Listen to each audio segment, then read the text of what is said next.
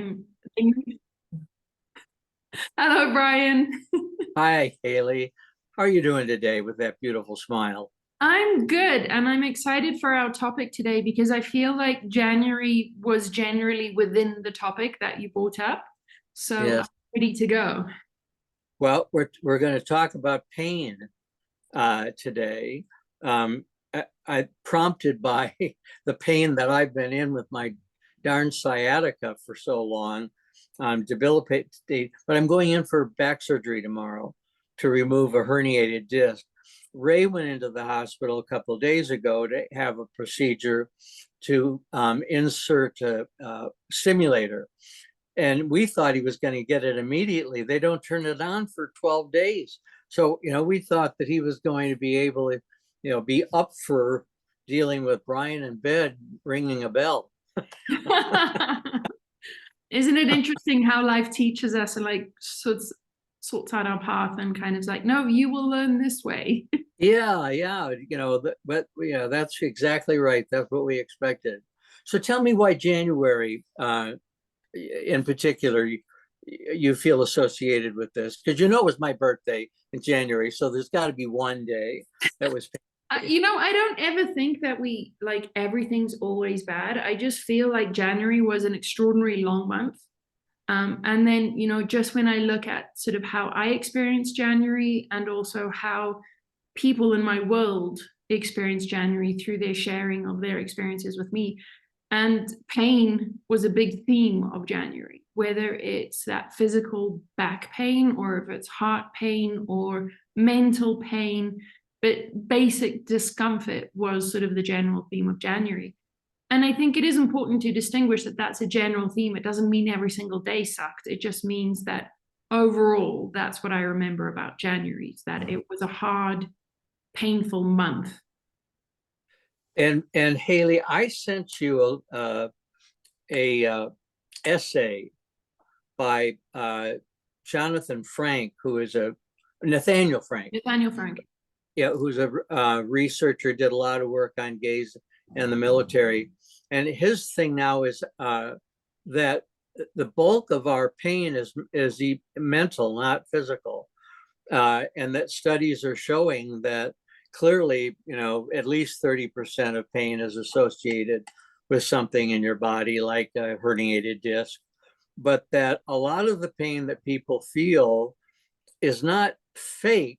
They're not faking it. They feel it, but it's not coming from a source in the body.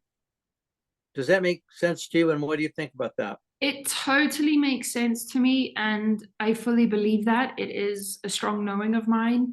And I think it's when you look at the history of medicine and the body and how we heal the body way back in the day before we had sort of scientific journals and organizations around Western science, every bit of the body was associated to mental emotional pain. If you look at Chinese medicine, it all goes down to mental emotional pain. So there's, I think, enormous what can I use? There's enormous support for the idea that, or the theory that pain is just manifested emotions. And there's a wonderful book called The Body Keeps Score by Bessel van der Kolk, really just highlighting this and collating a lot of the science through the centuries that very much proves our bodies manifest pain through energy, and that energy is usually some kind of stored emotion or memory that we refuse to process or we have disassociated from.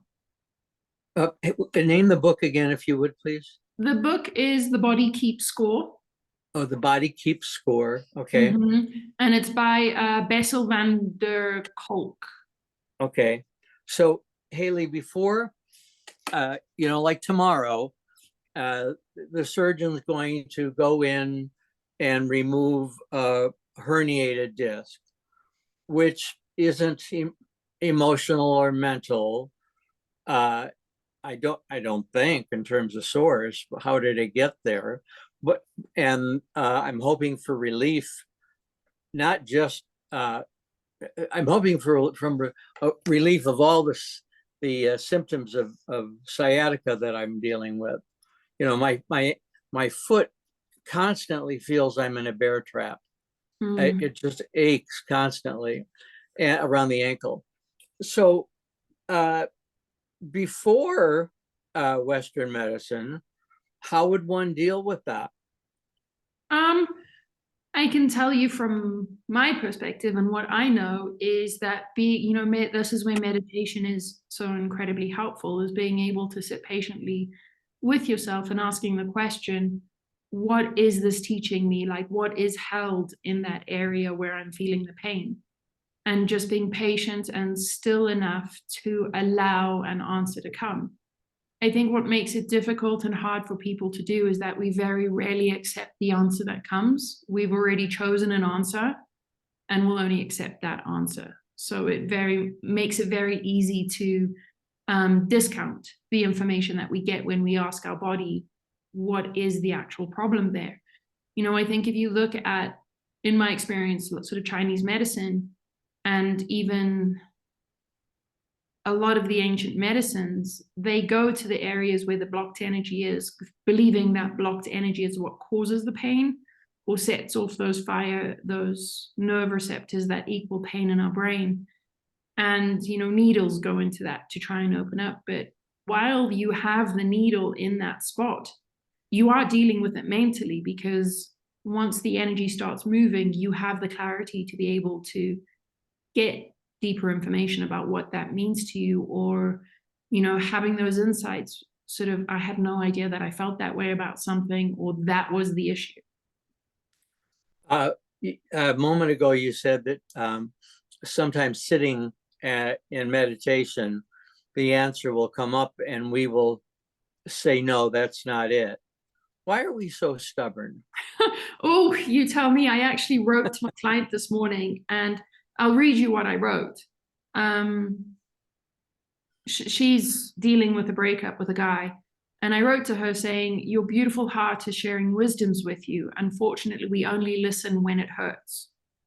Mm. I think it's that stubbornness, is that we only pay attention when we feel pain.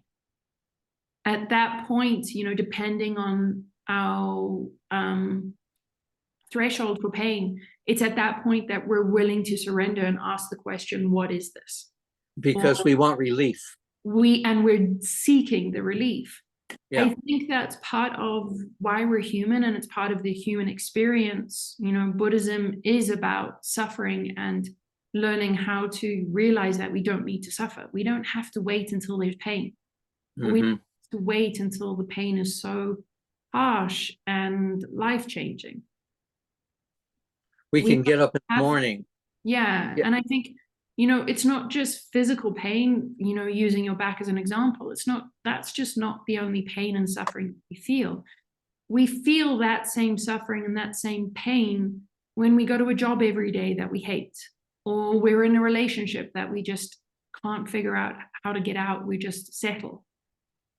It's still suffering. It's still pain. It just feels different in different parts of the body. I feel that pain when I get lost driving.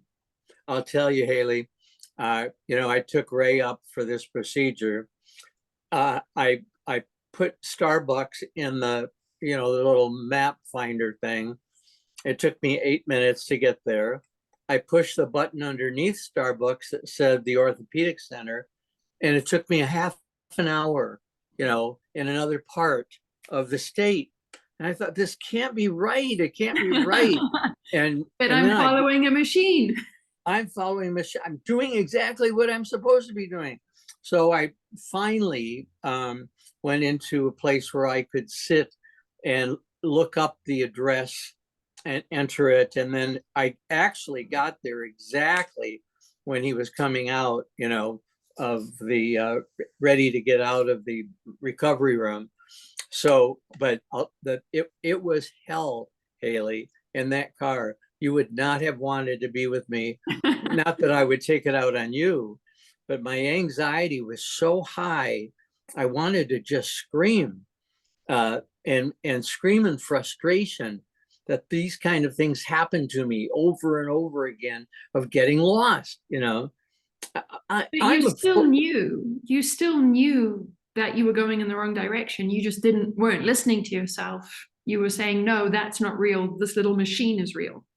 that's exactly right. And I don't diminish myself in other areas. I feel like I know myself. I'm a good person. I'm good at this. But boy, in terms of directions, it is so frustrating because I just get lost. I mean, if somebody's going to get lost, it's me. And I can laugh about it if there's no deadline. But if somebody's waiting for me, then it's not funny. It's not Then funny. And that is a whole new level of anxiety to it. yeah. And anxiety is pain. But I think it's a wonderful tool. Anxiety, in how I view life and how I teach, anxiety is a wonderful tool. We've just been taught that it's terrible and ignore it and get it out of your life as quickly as possible. If we sit with anxiety and we ask, what am I anxious about? Every single time anxiety is teaching us we don't have enough information or we're not paying attention to the truth. If we just slow down and was like, all right, what's actually missing here? What am I not looking at? We would sort the anxiety out. It would instantly shift from anxiety into calm, peaceful. I'm okay now. I have clarity. I can move forward. And I think, books like The Body Keeps Score and a lot of the teachings that came through sort of Eckhart Tolle and Law of Attraction, Wayne Dyer, Alan Watts, and even Lao Tzu, these ancient teachers always tell us that every part of our body is helpful. It's designed to help us. Pain is there to show us there's a better way, or there's something we're not paying attention to help us get into that better state. I think what the big gap is that we're never taught how to use our bodies. We're taught how to ignore our bodies. We're never taught how to use them. Given what you just said, would you then say that January is a blessed month? Oh, I would, January. I'm burnt out on January, so my relationship with January right now is complicated if it was a Facebook status. It was a very blessed month because it was very fast moving.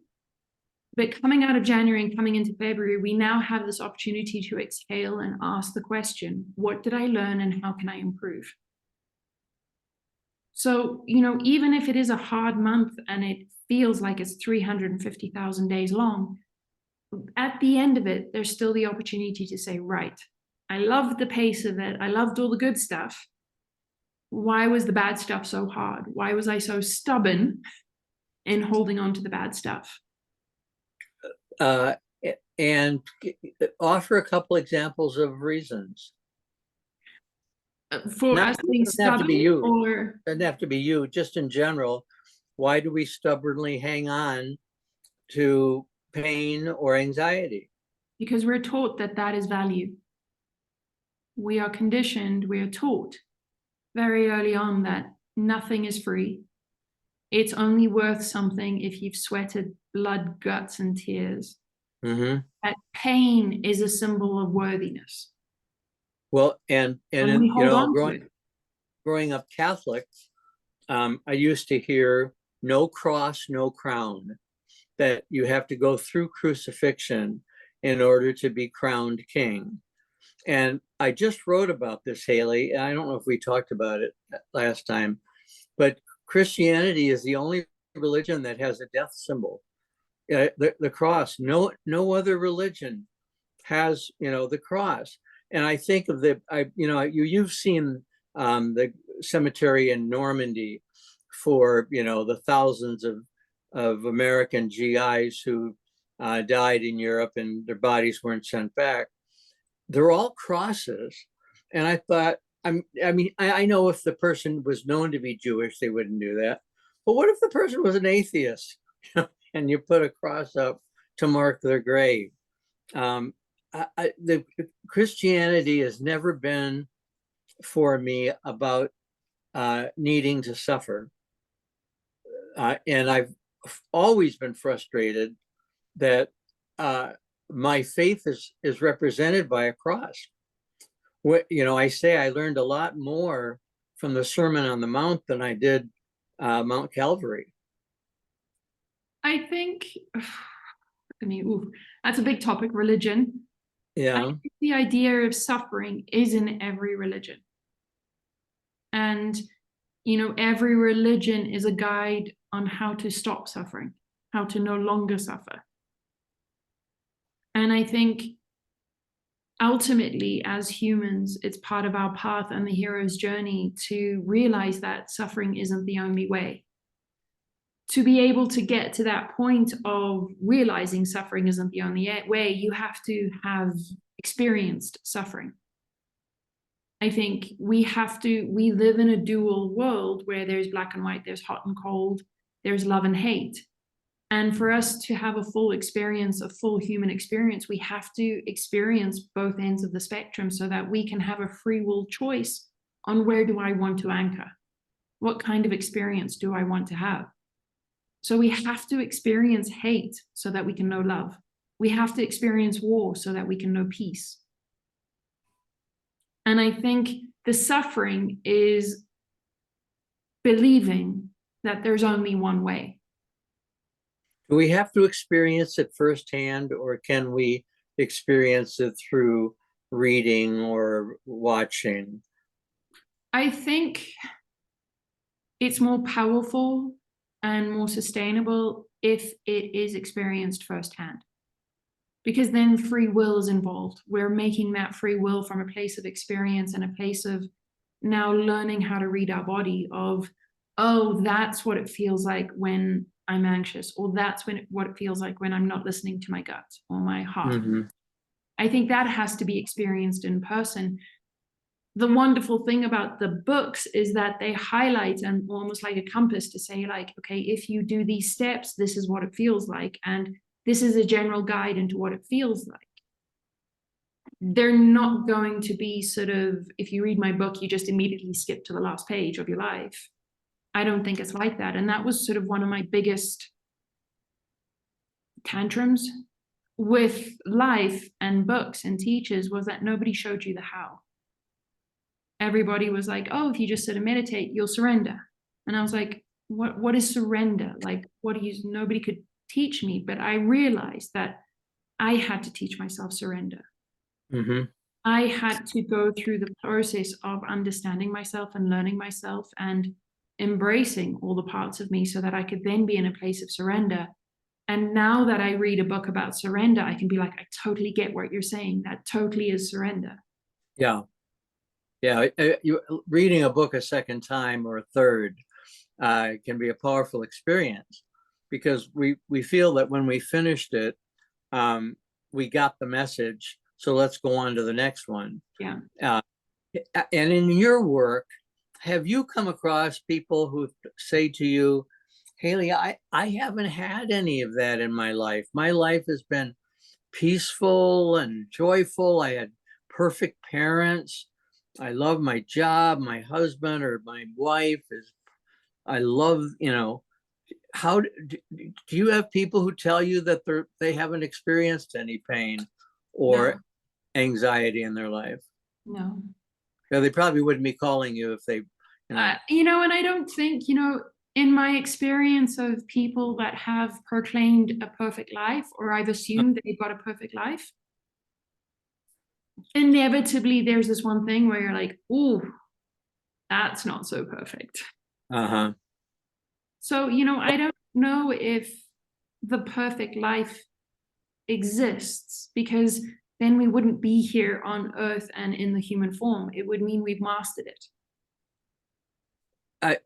Which is what we're called to do, I Which think. we're called to do. And I do have an open question that, like, okay, once a human has mastered humanity, do they come back as humans? And every time I ask that question, I hear no. And then I'm like, well, why not? Why couldn't we just enjoy it? And I hear that once we are at the stage of completely enjoying life, we've mastered it. When you say I hear, are you talking about you hear from your soul or from others? From my soul, my God, Okay. what I call Yeah. what I call the Holy Spirit. I would, yeah, going back to just as an example, going back to my question about, do you have people in your life who say, I haven't suffered? I am one of those people who, for whom the glass is half full.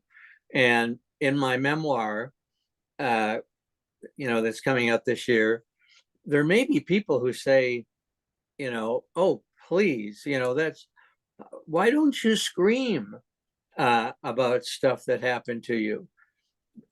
Because everything that happened brought me here, every single thing, from getting fired to being abused, all of that brought me here so that you and I can have this conversation. Because I wouldn't have any wisdom to share if I hadn't gone through those experiences. I think there's a difference between suffering and hindsight and getting the lesson.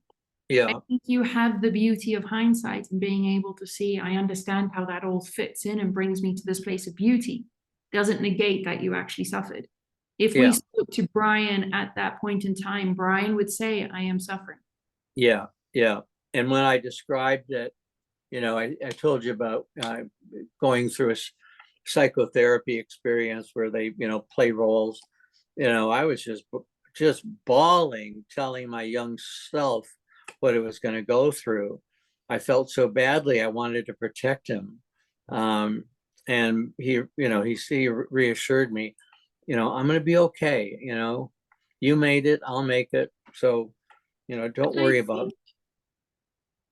For many of us, as we gather into that wisdom and we sort of anchor in the wisdom, I think that is part of our responsibility, is to be very honest about the suffering, to be very honest about, like, I hurt. I need to look back at some of those experiences. I have no desire to repeat them because they hurt. I suffered. I think if we can be honest about the suffering and, be honest about, yes, there is pain and there is going to be pain, but our value isn't, that's where we need to change the narrative. Our value isn't derived from the pain. Our value is in how much can you enjoy life after pain. Yes. And then going back to your question of, so what happens to the individual who experiences total fulfillment and awareness? Do they come back as human? I would argue yes, because other humans need teachers. And, we all have encountered people in our lives who were just exactly the right person with the right information at the right time for us. And perhaps, that is a person who, achieved, the highest level and chose to come back and maybe learn more lessons if there were, there are always lessons. I have had teachers, and I've had amazing teachers, I think, like we can all say, but I can tell you every single one of those suffered in this lifetime. Every single one of those overcame suffering in this lifetime to be in a place of teaching and to have the awareness to be able to teach. So, my question is, all right, now that they're in a place of enlightenment in this lifetime, they've reached that place and they've reached the place of zero suffering, 100% joy. Will they come back for another lifetime? Right. And that's when I hear no. From your soul. Yeah. What do they come back at? We, at that point, my understanding of why Earth and why humanity, and is this the only planet? And are we the only conscious beings in this cosmos? And the answer is always no, that this is a teaching planet, that we are here so that our soul can experience certain ways. And I think once our soul has experienced those certain ways, there's other things for us to go and enjoy and experience and grow through. Mm-hmm. So, I don't think that at this point, and with the information that I have, I am told that we don't come back once we've reached enlightenment. We don't come back into why I think we might come back, Hayley, is because, and I think I told you this in a previous conversation, remember when you told me about every woman when she sits down in the morning and puts on makeup and her clothing, she has to make a decision about how she's going to be perceived? That blew me away. And so if, one thing that could happen for me is if I came back as a woman and experienced what women experience, having to make those decisions, or come back as a little person. I told you, I think, stop me if I told you this, my two friends who are little people, they're dwarfs, say when they walk into a restaurant, it's like that old E.F. Hutton commercial where the whole room goes silent. And what's it like to be a person who silences an entire restaurant by your stature? And what do you have to do in order to move through that silence and enjoy your meal? Because you started me on this question, because I started thinking, I thought, Brian, all these people have experiences that we haven't talked about. I think, my primary response to that is, would you come back? Possibly, because the primary question there is, have you reached enlightenment in this life? Have you mastered life as a human? And I think what you're telling me in saying, I want to experience that, you haven't mastered life. There are still experiences that you want to have. I think if we don't come back, we can very peacefully sit with, I get it. I understand it. I no longer resist it. I allow it. I think that level of enlightenment and the complete letting go of suffering is when, as a soul, you don't come back into human form. I think as long as there is the need to understand and the need to experience suffering, we come back. Going back to our original opening comments about pain, what's the relationship between pain and suffering? I would think that suffering is experiencing the pain as a failure or a curse, or we're choosing to suffer when we feel the pain. I mean, I know I'm going to be in a lot of pain for the next several days. I was in so much pain. Last time I had a back operation that I cried, the next day. I was in so much pain. I'd never had so much pain in my life. And you can see I'm a big wuss that way. But so the correlation or the relationship between pain and suffering,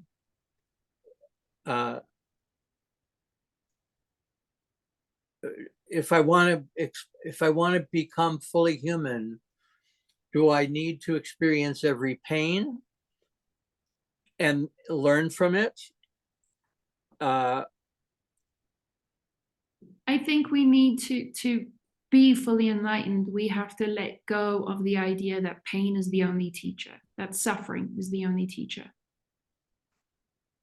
I don't think we have to experience every single pain. I think we have to get to a point of, why am I doing this? That level of enough. And to be able to change the belief that I only learn through pain.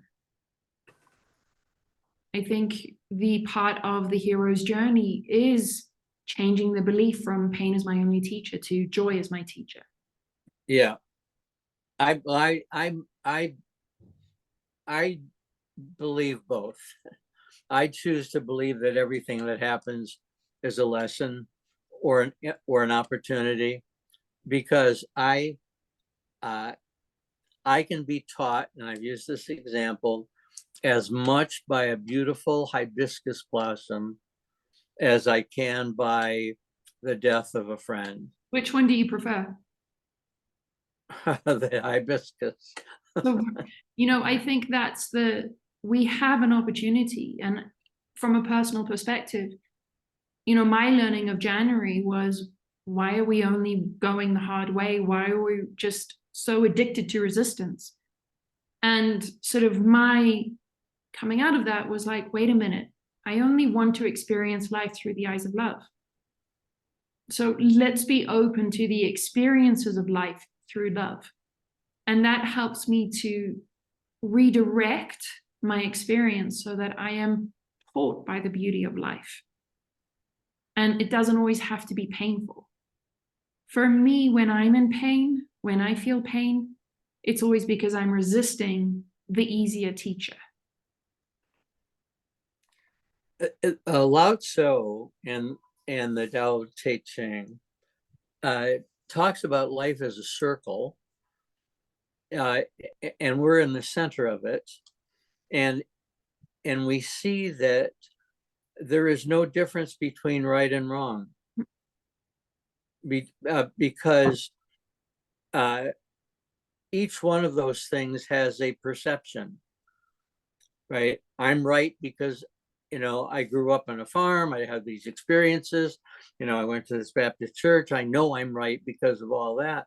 And the other person, no, you're wrong. I grew up Catholic and da da da da da da. So we bring to the table all of these life experiences that totally color our perception of what's right and wrong. And unless we embrace the reality that there is no difference, then we're always going to be picking sides. Always. And I think Ram Dass has a very wonderful talk about picking sides and just don't pick sides. But again, bring that to the pain factor. When we are in pain, we've chosen the side of pain. We've chosen at that point that pain will be my teacher. Yeah. And I think part of the hero's journey and part of enlightenment is being in the middle, constantly being in the middle, not taking one side or the other side, just allowing and just saying, I'm love. I see this with love. I see that with love. I see that with love. I see that with love. And sometimes it's not the pain that is the love. It's the awareness of what the pain is generating in response of others. Mm-hmm. Compassion. It's the information. Concern, right? Love, eagerness to help. Even the dog. The dog's only 8 months old. If Ray or I cough, the dog comes running across the room and looks us in the face to see, are we okay? It's amazing. Cough or sneeze, he's up and, are you guys okay? And it's very altruistic because he's literally like, are you okay? Because you feed me, you do everything for me. I need you to be okay. I think it's our emotions and our nerves and, these things like pain and joy and love and hate, it's information. It's our body saying, this is on path. There's a better way here, or okay, let's do this the hard way. And I think if we can relax into what is the information here and see that information is love, we can learn to let go of learning through pain.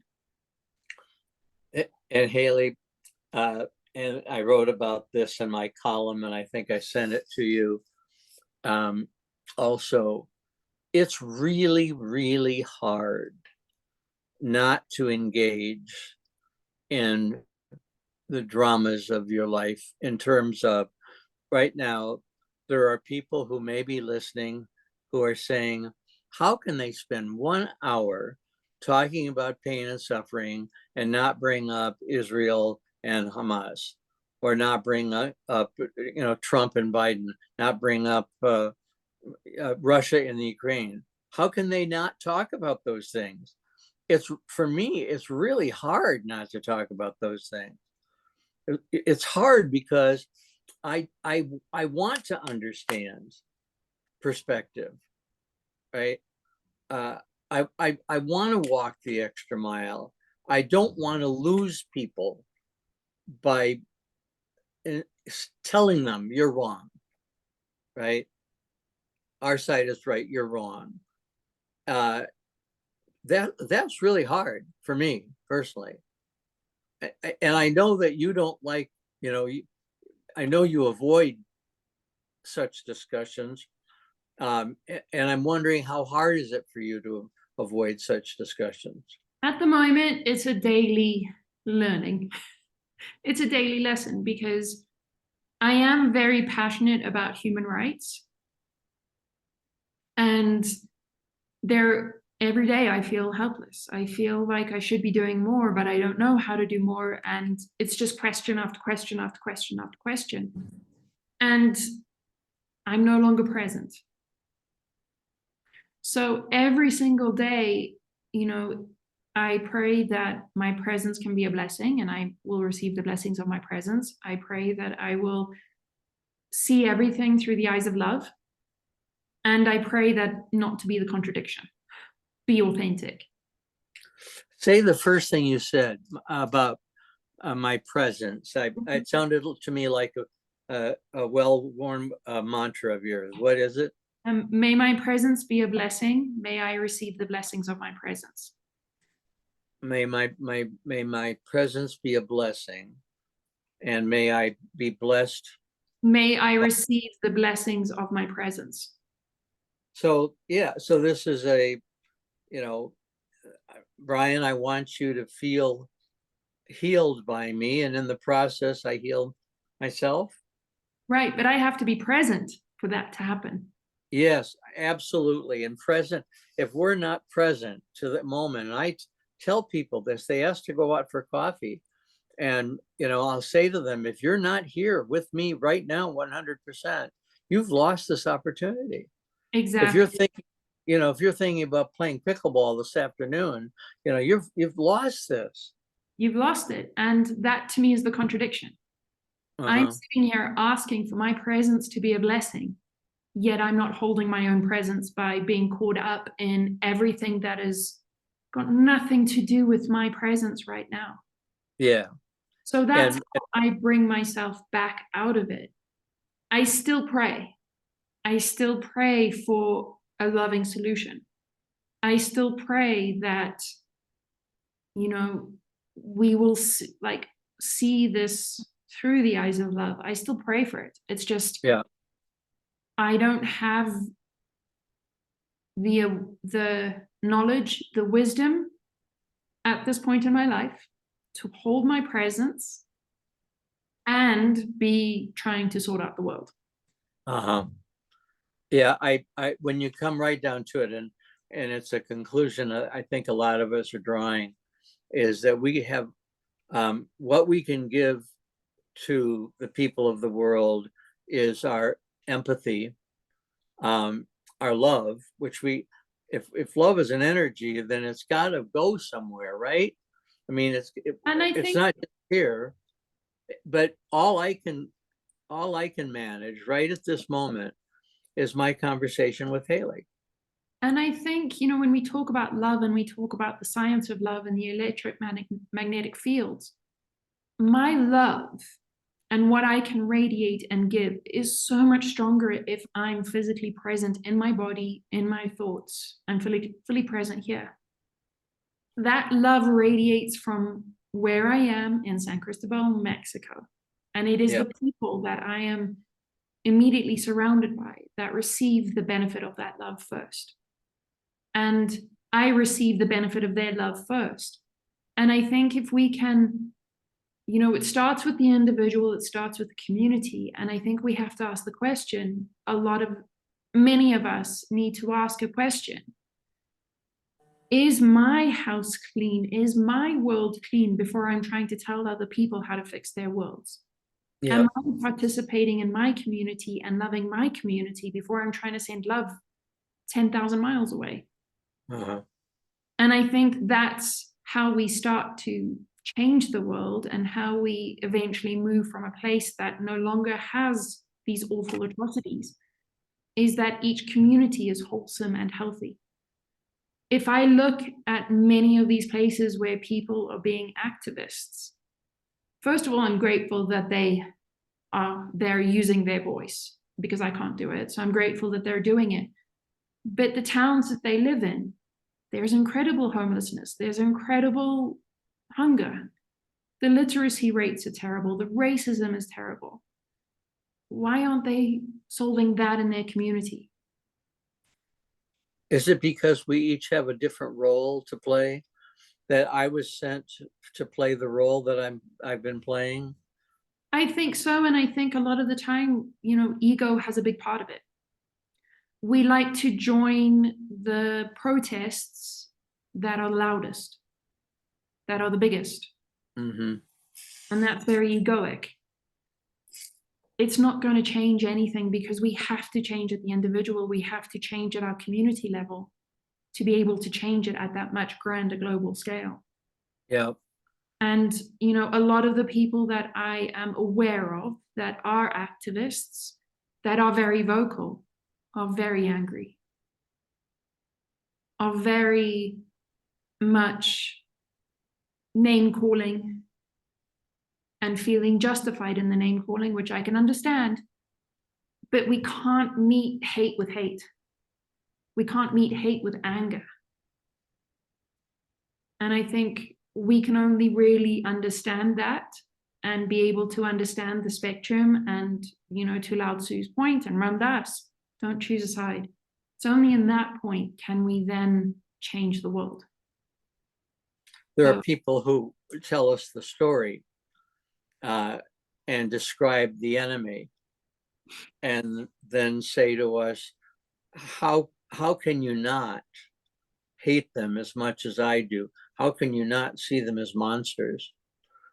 And they're very, as you say, they're full of hate, and they will use names to intimidate you into being their ally, which means that you spend no time at all listening or thinking about, the other side and what they've gone through and where they are at this moment, and walking that path between the two and listening through, both ears is a huge challenge. And I think that you do things as you're able.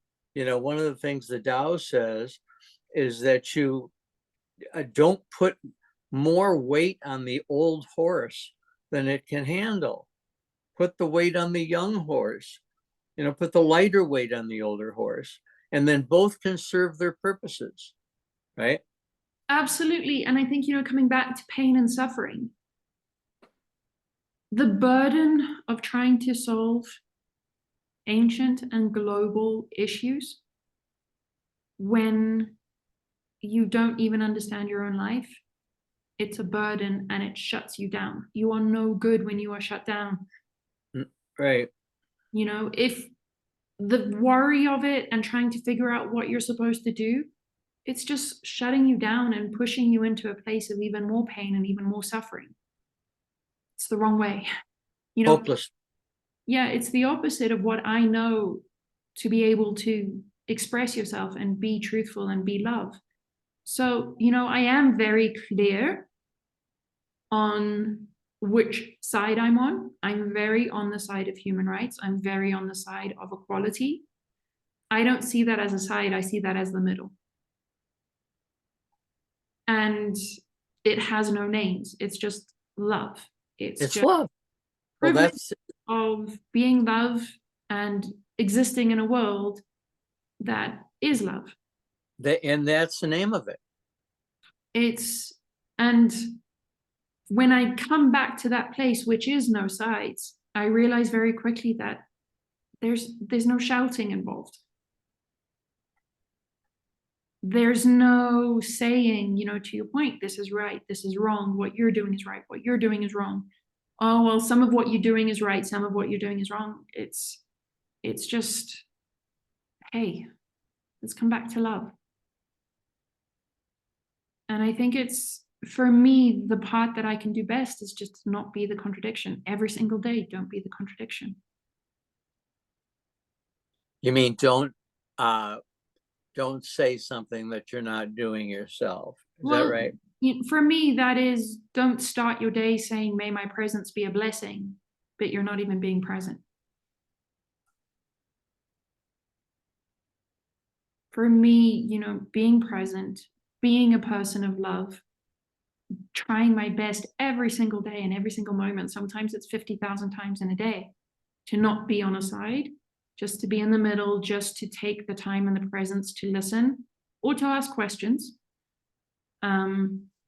It's hard. It's hard, but it's what I feel is part of my soul, and expressing my soul is to be able to be like, whoo, just took a side, let's come on back. Mm-hmm. It's your calling. I think going back, it's how my soul wanted it to experience this life. And it's just getting my soul and my mind on the same page.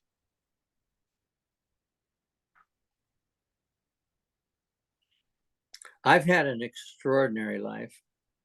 And I'll say to Ray, if I die as a result of this silly surgery, know that I have had an extraordinary life, and that you have been an essential part of it. We're a team, I get credit, I get the headlines, but Ray is right there side by side, making it possible for me. And I don't know what the future holds, in terms of where I'm going next, what job I have, in terms of, but I want to say thank you to all that I've had.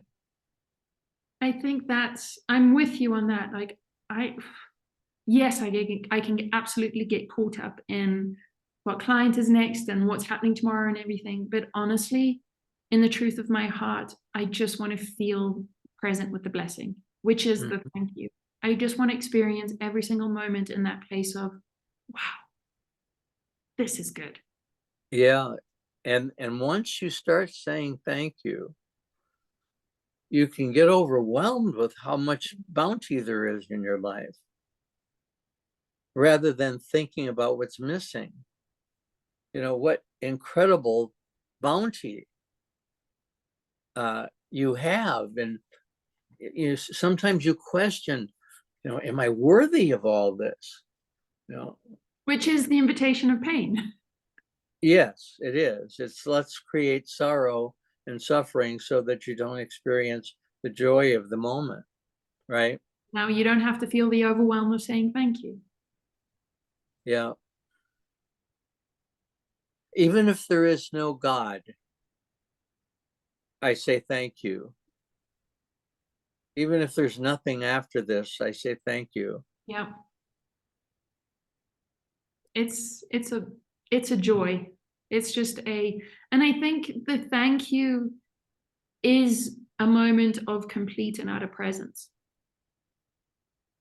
There doesn't have to be a thank you directed to something or someone. It can just be, I'm fully open to feeling this. What a joy.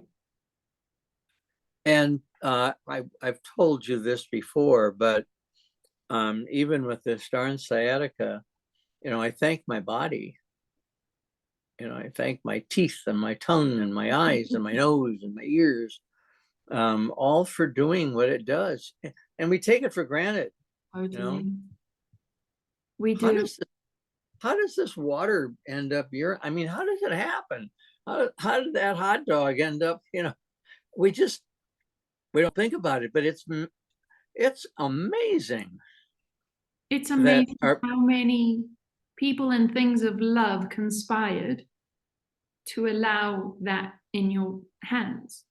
And I think that's a moment of thank you, where you're just completely present with the amount of love that came together to give you that moment. And I do it in the shower, where I'm just like, I'm so thankful that I have running water. I'm so thankful that it's hot. Yes. And I do have a moment where I'm like, I'm so grateful that I'm privileged enough to have this water, when I know others either have no idea about it or miss it. And it's not because I'm holding them in a place of empathy. It's holding me in a place of like, wow, this really is a great world. It's privilege, and and it's privilege is not a bad word. I Mm-mm. mean, you were born into a world in which you had access to hot water and to water.